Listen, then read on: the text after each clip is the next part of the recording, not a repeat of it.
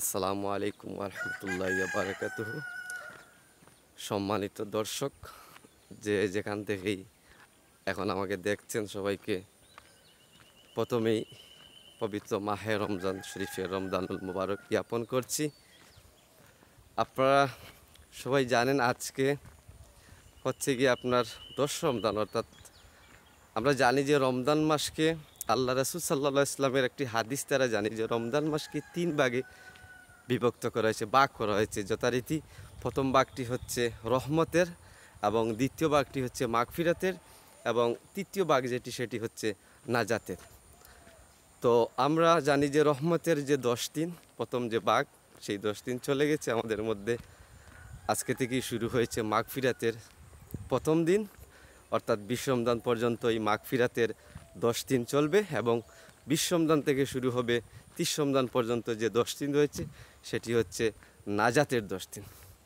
তো অনেকেই আসলে জানেন না বা যে আসলে মাগফিরাতের যে 10 দিন, অর্থাৎ সেই 10 দিনে মূলত আসলে ওই মাগফিরাতের 10 দিনের মধ্যেই আল্লাহ তাআলা তার প্রিয় বান্দাদের, গুনাহগার বান্দাদের আসলে ক্ষমা করে দেন, মাফ করে দেন।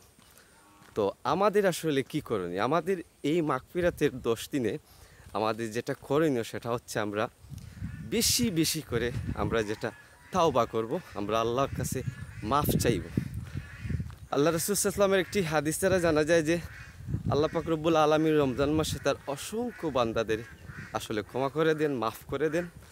তো আমরা প্রত্যেকে আশা রাখি যে এই মাগফিরাতের 10 দিনের ভিতরে যেন আল্লাহ পাক রব্বুল আলামিন আমাদেরকে এই মাগফিরাতের উসিলায়, এই রমজানের উসিলায়, আমাদের রোজার উসিলায়, আমাদের সেহরির উসিলায়, আমাদের ইফতারের উসিলায়, আমাদের তাকওয়া অবলম্বনের যে প্রচেষ্টা, সেই উসিলায় আল্লাহ পাক রব্বুল আলামিন যেন আসলে আমাদেরকে ক্ষমা করে দেন, মাফ করে দেন। আমরা যেন মাফি চাই, কারণ আল্লাহ রাসূল সাল্লাল্লাহু আলাইহি সাল্লাম একটি হাদিসে বলেছেন যে রমজান মাস পাইল আর তার জীবনের গুনাহ খাতা সে মাফ করাইতে পারল না, তাহার মতো কমবক, তাহার মতো হতভাগা এই দুনিয়ার জমিনে আর নাই।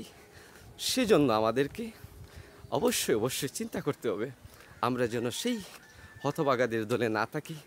আমরা যেন অবশ্যই সফল অর্জনকারীদের মধ্যে একজন থাকি। আমরা যেন অবশ্যই রমজানের উসিলায় আমাদের জীবনের গুনাহ খাতাকে মাফ করাতে পারি। আমরা যেন অবশ্যই এই রমজানের উসিলায় আমাদের জীবনকে পরিপূর্ণ করতে পারি, আমাদের জীবনকে যেন সুন্দর করতে পারি। আমরা যেন ইবাদতের দিকে রুজু হই, আমাদের সমাজ থেকে, আমাদের অন্তর থেকে যেন কুলুষুতে দূর হয়, আমাদের সমাজ থেকে যেন অন্ধকার দূর হয়। সেটি আমরা সকলের হোক কাম্য, সেটি হোক সকলের প্রত্যাশা। আসসালামু আলাইকুম ওয়া রাহমাতুল্লাহি ওয়া বারাকাতুহু।